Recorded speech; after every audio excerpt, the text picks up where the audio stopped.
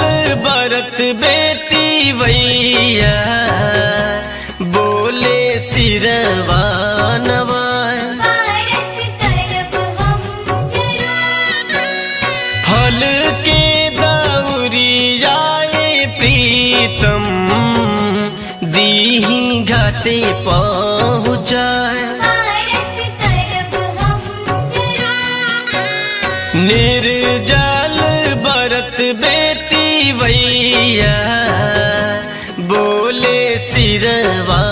नवाए फल के दौरियाए प्रीतम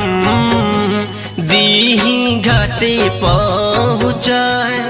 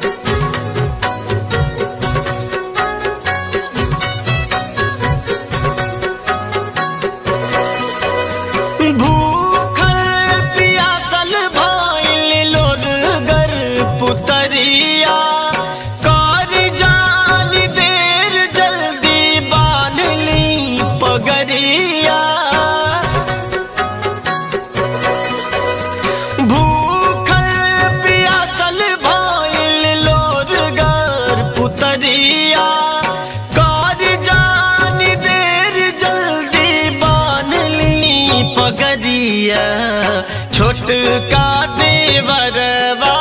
की कन्हिया दीही बहमी उठाए फल के दौरियाए प्रीतम दीही घाटे पहुँचाए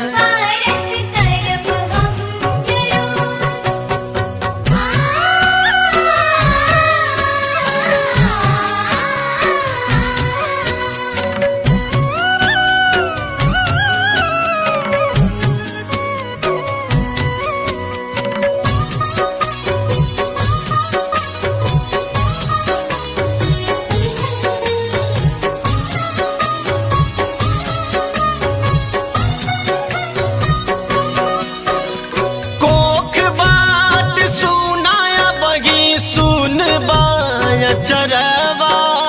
जल बीच ठाड़ होके करीले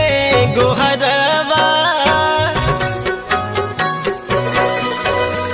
कोख बाट सुनाया बगी सुनबाया चरवा जल बीच ठाड़ होके करीले गोहरवा रोई रोई बोले झिनिया कबले गोदिया भरा फल के दौरियाए प्रीतम दीही घाटे पहुँचाए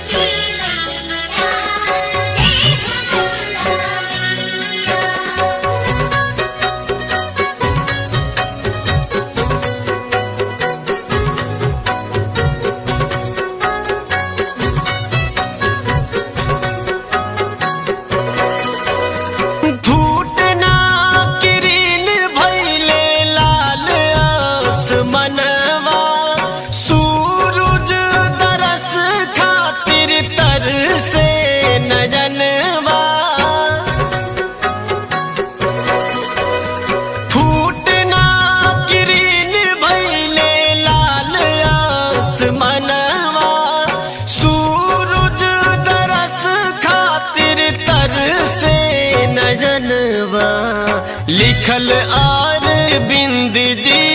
के गीतिया बिरजस दी है सुनाए